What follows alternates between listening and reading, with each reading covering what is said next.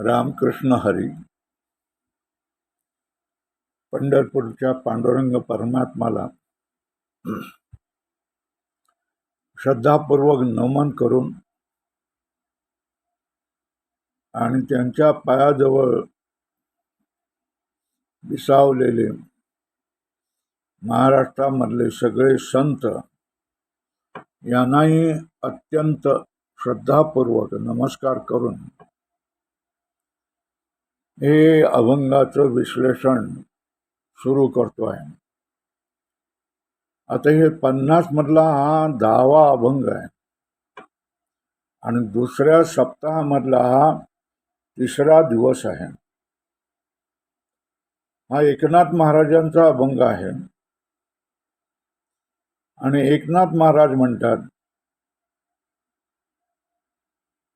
विसरतो अवघा झाला या विठ्ठला पाना, विसरतो अवघा झाला या विठ्ठला पाना, निवारला क्रोध काम झाला तम शांत तो, निवारला क्रोध काम झाला तम शांत तो, इंद्रियाची होती चाली निवांत राहिली एक रूप, इंद्रियांची होती चाली निवांत राहिली एक रूप, दुजेपणाचा भेद गेला एका ठेला जनार्दनी, दुजेपणाचा भेद गेला एका ठेला जनार्दनी, निवारला क्रोध काम झाला तम शांत तो, निवारला क्रोध काम झाला तम शांत तो, रला क्रोध काम. या अभंगाचा ज्ञानेश्वर जनार्दन महाराजांच्या एकनाथ महाराजांचा अभंगाचा अर्थ अशा प्रकारे, विठ्ठलाला पाहून सगळ्या प्रपंचाचा विसर झाला आहे, क्रोध आणि कामाचा निपटारा केला आहे, माझा तमोगुण शांत झाला आहे, इंद्रियांची बाहेर चाली होती ती चाल निवांत राहून एक रूप राहील, दुजेपणाचा सर्व भेद गेला, एकनाथ हा भगवंतामध्ये एकरूप झाला. हा झाला अभंगाचा अर्थ. आता अभंगाचा समन्वय कसा होतोय तो पहा. बीज व काय या विठ्ठला पाहता, या विठ्ठला पाहता काय काय झालं, विठ्ठलाचे पाहण्याचे परिणाम काय काय झाले. अवघ्याचा विसर पडणे, विसरतो अवघा झाला, काम आणि क्रोधाचे निवारण, निवारला क्रोध काम, नंतर तमोगुण शांत होणे, झाला तम शांत तो, इंद्रियाची चाल थांबणे आणि ती इंद्रिये निवांत एक रूप राहणे, इंद्रियाची होती चाले निवांत राहिली एक रूप, शेवटी दुजेपणाचा भेद गेला, द्वैत संपून गेलं आणि देवाबरोबर साधकाची एकरूपता होणे. एवढे 6 परिणाम सांगितलेले आहेत. कशाचे? विठ्ठलाचा साक्षात्कार झाल्यानंतर, विठ्ठलाचं दर्शन झाल्यानंतर काय परिणाम होतो.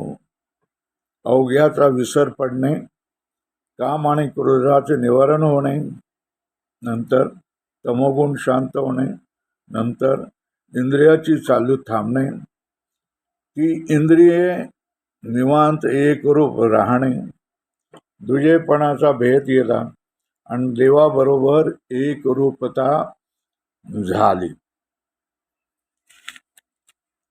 या ठिकाणी पहिल्या चरणामध्ये विसरतो अवघा झाला या विठ्ठला पाहता म्हटलेलं आहे. तर विसर याचा अर्थ विस्मरण, अवघा म्हणजे संपूर्ण संसाराचा अर्थ आहे. तर पहिला चरण सांगतायत, विसरतो अवघा झाला या विठ्ठला पाहता, विसरतो अवघा झाला या विठ्ठला पाहता. पंढरपूरला गेलो की तुम्ही आम्ही विठोबाला पाहतो. गावातल्या विठ्ठलाच्या देवळात जाणाऱ्या माता भगिनी रोज विठ्ठलाला पाहतात. मग त्यांना असा अनुभव का येत नाही? एकनाथ महाराजांना जो अनुभव आलेला आहे तो सामान्य माणसाला का येत नाही? याचा आपण विचार करूया. सामान्य माणसांचे पाहणे आणि संतांचे पाहणे ही गोष्ट निराळी आहे. जर सामान्याचे पाहणे इंद्रिय डोळेच आहेत, सामान्याचे पाहण्याचे साधन इंद्रिय म्हणजे डोळेच आहेत, आणि संतांच्या पाहण्याचे इंद्रिय ही डोळेच आहेत, तर सामान्य आणि संत यांच्या पाहण्याच्या क्रियेमध्ये भेद कुठून आला आणि कसा आला? तर आता बघूया, पाहणं किती प्रकारचं असतं ते आपण पाहूया. पाहणे 3 प्रकारचे असते. उदासीन होऊन पाहणं, मनासहित पाहणं, एकाग्र होऊन पाहणं आणि एकरूप होऊन पाहणे.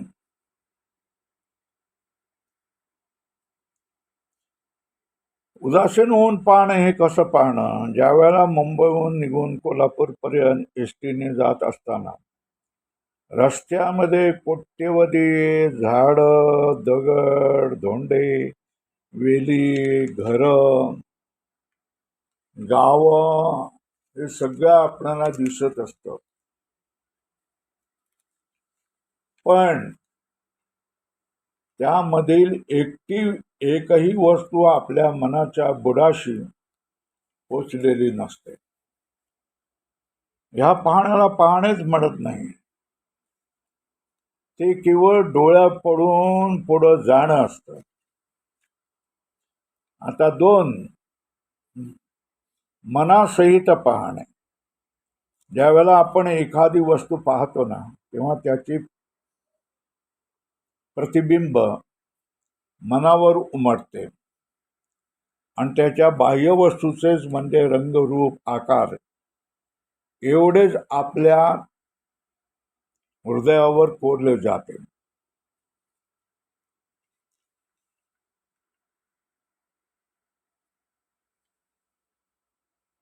एकाग्र होऊन पुन्हा पुन्हा पाहणे 3. शास्त्रज्ञ किंवा योगी लोक जेव्हा एखाद्या वस्तूचे निरीक्षण करतात अथवा ध्यान करतात अथवा भगत सगुण दैवताचे ध्यान करतो, तेव्हा त्या वस्तूच्या अंतर्बाह्य गुणाचे अत्यंत श्रद्धा, आदर आणि नैरंतर्याने चिंतन करतो. तेव्हा त्याला न्याहाळणे, निरीक्षण करणे अथवा ध्यान अथवा चिंतन अशा नावाने ओळखलं जातं. या ठिकाणी जो विषय असतो तो आणि तुम्हीही असता, म्हणजे द्वैत असते. म्हणजे जाणणारा तो ज्ञाता, ज्याला जाणायचे ते ज्ञेय, आणि जाणण्याची क्रिया म्हणजे ज्ञान, ही त्रिपुटी असते. पण त्याशिवाय इतर जगाचे विस्मरणच होते. यासाठी अर्जुनाच्या साधकावस्थेमधील मत्स्यभेदाची कथा सांगता येईल. द्रोणाने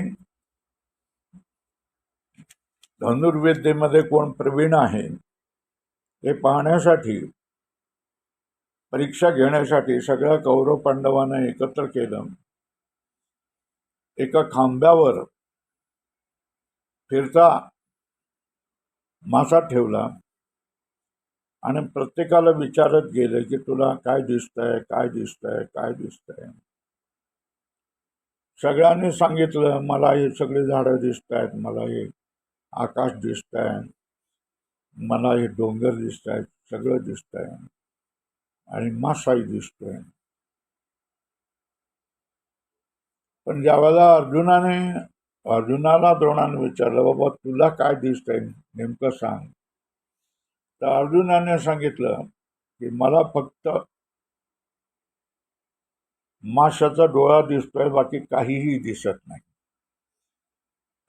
मग द्रोणाचार्याने सांगितलं वेद त्याला, आणि चटकन त्याने वेद केला.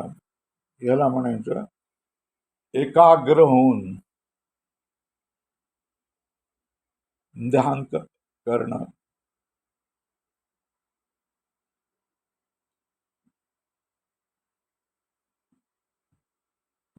आता चौथा जो प्रकार आहे तो एकरूप तादात्म्य होऊन पाहणं. ज्या पाहण्यामध्ये ज्ञान, ज्ञाता, ज्ञेय ही त्रिपुटी संपून जाते. पाहणारा पाहण्याच्या वस्तूशी एकरूप होऊन जातो, त्या आकाराचा बनतो, त्या वस्तू स्वरूपच होऊन जातो. उदाहरण सांगतोय ना, वृंदावनच्या गोपिकांच्या गवळणीमध्ये अशा पाहण्याचे उदाहरण आठवलं. गवळणी कृष्णाची एकरूप होऊनच कृष्णाला पाहत होत्या. जिथे सर्वोच्च प्रेम, सर्वोच्च श्रद्धा, सर्वोच्च ज्ञान, सर्वोच्च त्याग, सर्वोच्च तपस्या, सर्वोच्च भक्ती आणि सर्वोच्च वैराग्य असते, तेथेच असे अद्वैत रूपाने पाहणे असते. याच्यासाठी उदाहरण सांगता येते. त्या रूपे वेदिले काय करू माये, अवघे ब्रह्मरूप होय पाचारिता. आणखी एक देतोय, जनी वनी निरंजनी वासुदेव समान. बाकीचं द्वैत संपलं आणि सगळ्या ठिकाणी वासुदेव दिसायला लागला. हे चौथ्या पाहण्याचं उदाहरण आहे. बृहदारण्यक उपनिषदामध्ये याज्ञवल्क्य ऋषी आपल्या पत्नीला उपदेश करतात. आत्मा अरे वा द्रष्टव्यो, श्रोतव्यो, मंतव्यो, निधिध्यासव्यो इति. अर्थात याचा अर्थ विवेकी मनुष्याने या मनुष्य जन्मात आल्यावर आत्म्याचाच साक्षात्कार केला पाहिजे, आत्म्यालाच ऐकले पाहिजे, आत्म्याचेच मनन केले पाहिजे, आत्म्याच्या ध्यानामध्ये राहिले पाहिजे. याला तुकोबाराय खालील अभंग रूपाने सांगतात.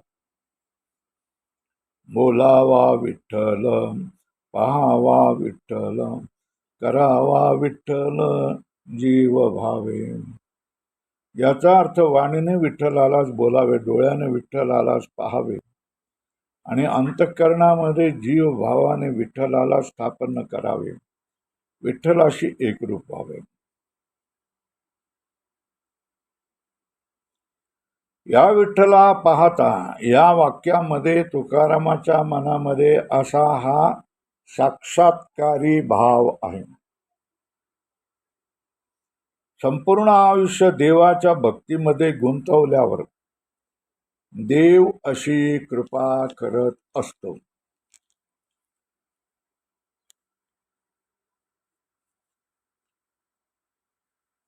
ज्ञात्वा देवं सर्व पाशापहानी, क्षीणे क्लेशे जन्म मृत्यू प्रहाणी. देवाला जाणल्यानंतर सगळीच्या सगळी बंधनाचे हानी होते, सगळे क्लेश क्षीण होतात, जन्म मृत्यू संपून जातात. पुन्हा भगवद्गीता सांगते, तेषां सतत युक्तानां भजतां प्रीतिपूर्वकम ददामी बुद्धी योगम तम येन मामुपयांति. ते जे भक्त माझ्याशी जोडले गेले आहेत, मला अत्यंत प्रीतिपूर्वक माझं भजन करतात, त्यांना मी बुद्धियोग देतो, त्यांना मी विवेक देतो, ज्यामुळे ते मलाच येऊन मिळतात. तेषामेवानुकंपार्थम महमज्ञानजं तमः नाशयामी आत्मभावस्तो ज्ञानदीपेन भास्वता. अर्थात त्यांच्यावर कृपा करण्यासाठी मी त्यांचा अज्ञाना म्हणून उत्पन्न झालेला अंतःकरणामध्ये असणारा तम ज्ञानरूप दीपाने, चमचमत्या ज्ञानरूप दीपाने त्यांच्या मनामध्ये असणारा तम नष्ट करून टाकतो.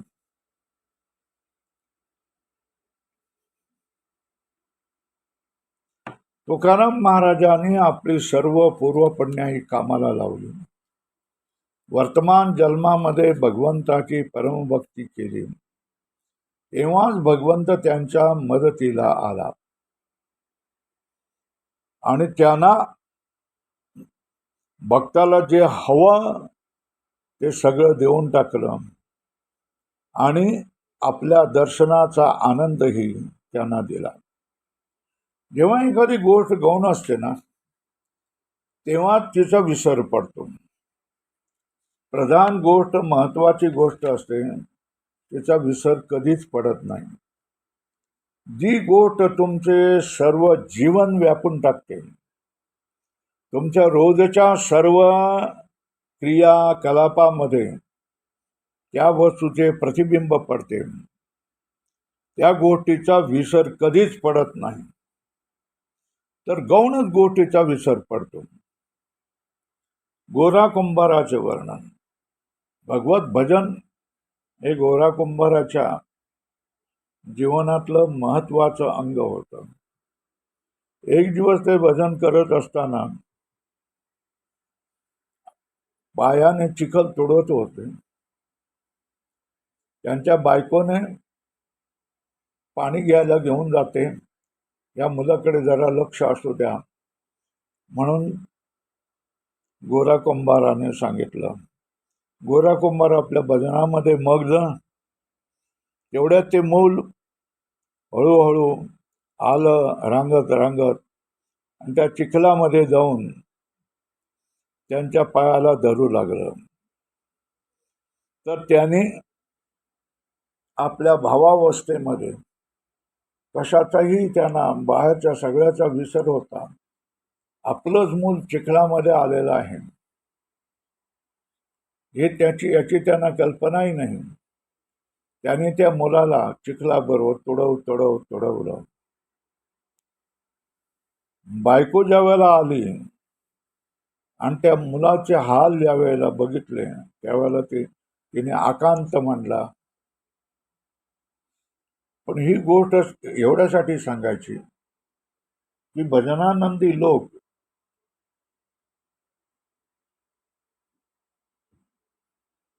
बाह्य इतर सगळ्या गोष्टी विसरतात. भगवंताशी एकरूप झालेले लोक बाह्य गोष्टींचा त्यांच्यावर फार परिणाम होत नाही. माणूस आपल्या जीवनातील महत्वाच्या प्रधान वस्तूचे चिंतन करतो. संसार हा अनर्थ आहे,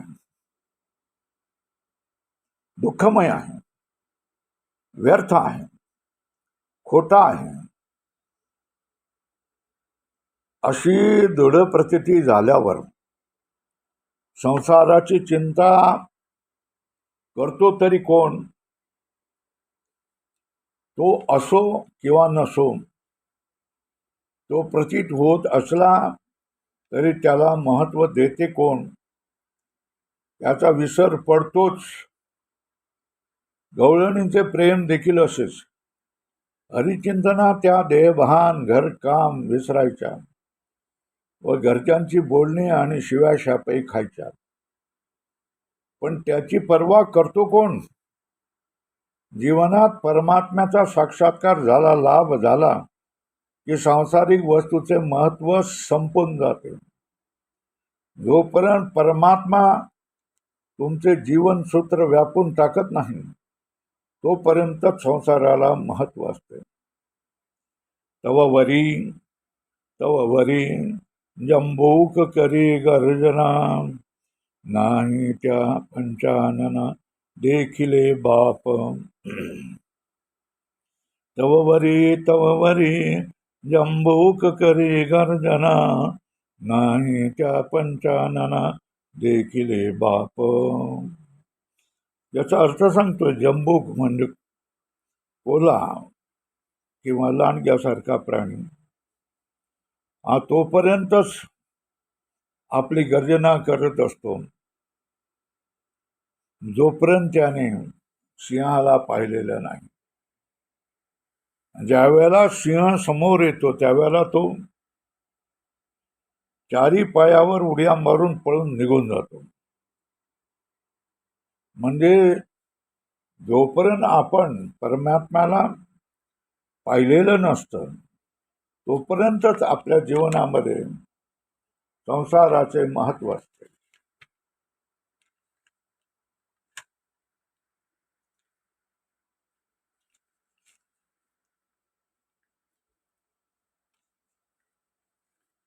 त्यामुळे एकनाथ महाराज या सगळ्या गोष्टींचा अनुभव सांगतायत. पहिल्या चरणामध्ये हा झाला विसरतो अवघा, झाला या विठ्ठला पाहता यामध्ये. आता दुसरा चरण पाहूया. निवारीला काम क्रोध, झाला तम शांत तो. निवारिला काम क्रोध, झाला तम शांत तो. निवारिला काम क्रोध, झाला तम शांत तो. या विठ्ठलाचा साक्षात्कार घडतात. या सांसारिक सर्व विषयांचा विसर म्हणजे विस्मरण झाले. अंतःकरणात सर्व रूपाने नारायण भरल्याने पाहण्यासाठी दुसरा विषयच शिल्लक राहिला नाही. भगवंताचे ज्ञान नसल्याने अंतःकरणामध्ये केवळ अज्ञानामुळे काम क्रोध मद मत्सर हे तमो गुणात्म रूपाने घर करून होतात. पण देवाचा साक्षात्कार झाल्याबरोबरच हा सगळा कचरा एकदम उडून जातो. हे झालं दुसऱ्या चरणाचा विश्लेषण. आता तिसऱ्या चरणाचं विश्लेषण करूया. इंद्रियाची होती चाली, निवांत राहिले एक रूप. इंद्रियाची होती चाली, निवांत राहिला एक रूप. तिसऱ्या चरणामध्ये सांगतात की इंद्रिय आत बाहेर अशी चालत होते. पण भगवंताचा एकदा प्रकाश झाला रे झाला की ती सगळी थपकून जातात, निवांत होऊन जातात, बाहेर जाण्याचं थांबवतात. जोपर्यंत बाह्य विषय आहे तोपर्यंत इंद्रिये तिथे जाणारच. जसे पावसाळ्यात तुम्ही गूळ किंवा साखर उघडी ठेवली तर मुंग्या डोंगरे तेथे येणारच. एका डोंगऱ्याला तुम्ही निवरला की दुसरा येतो. सगळ्यांना गुळापासून बाजूला काढता येतच नाही. तीच गोष्ट इंद्रियाची. जोपर्यंत बाह्य विषयाशिवाय दुसरा विषयच इंद्रियांच्या समोर नसतो तोपर्यंत इंद्रियाची चाली विषयापर्यंत होणारच. पण जेव्हा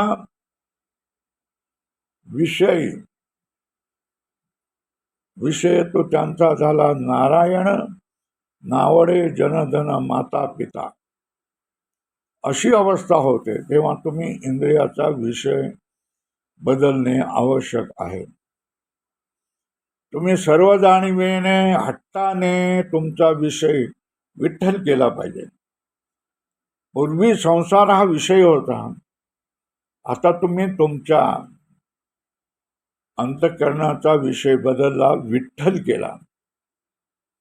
इंद्रियांना वळण लावले पाहिजे की इंद्रिय उगा देवाच्या नादाला लागतात. पण अगोदर देवाचा साक्षात्कार व्हायला हवा. देवांचे संपूर्ण सृष्टीमधील महत्व उमजायला हवे. ते समजत नसेल तर इंद्रिय आपली विषयाकडची चाली थांबवणार नाहीतच.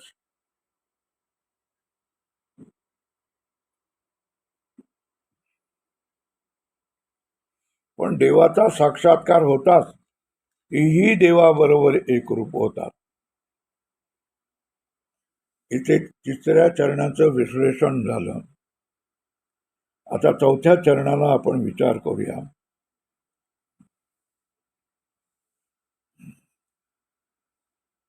दुजेपणाचा भेद गेला, दुजेपणाचा भेद गेला, एका ठेला जनार्दनी. दुजेपणाचा भेद गेला, एका ठेला जनार्दनी. दुजेपणाचा भेद गेला, एका ठेला जनार्दनी. जेव्हा भगवंताचा साक्षात्कार नसतो तेव्हा भगवंताच्या एका मायेचा पसारा तुमच्या समोर आव असून उभा राहतो. त्यालाच सत्य मानून आदर सत्कार केल्याने तो तुम्हाला अधिकच त्रास देऊ लागतो. द्वैतामध्ये दुःखच असते, दुःखाशिवाय काहीच नसते. पण दुःख कुणामुळे आहे हे समजत नाही. दुःखाला कारण कोण? दुःखाला कारण अज्ञान.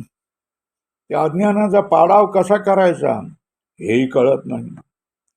पण साधू संतांच्या घरी उठबैस केल्याने, त्यांच्याकडून उपदेश झाल्यावर संसाराचा पर्याय दिसून येतो, तो म्हणजे भगवंत. भगवंताची सेवा चाकरी म्हणजे भक्ती केल्यास भगवंताचा साक्षात्कार होतो. तेव्हा संसार असूनही दिसेनासा होतो. म्हणजे त्याच्याविषयी एरवी आदर सत्कार नैरंतर्य होते. ते संपून जाते. त्यामुळे एका भगवंताच्या नादाला लागल्यामुळे सारे द्वैत संपून जाते. एकनाथ महाराज म्हणतात, मी पण देव स्वरूपाला प्राप्त झालो आहे. तुम्ही पण प्रयत्न करा, तुम्ही पण भगवंत स्वरूप व्हाल. असा हा एकनाथाचा स्वतःच्या अनुभवाविषय आणि साधकाच्या उपदेश परक अशा तऱ्हेचा हा अभंग आहे. ओम पूर्णमद पूर्णमिदं पूर्णात् पूर्णमुदच्यते पूर्णस्य पूर्णमादाय पूर्णमेवावशिष्यते. ओम शांती शांती शांती.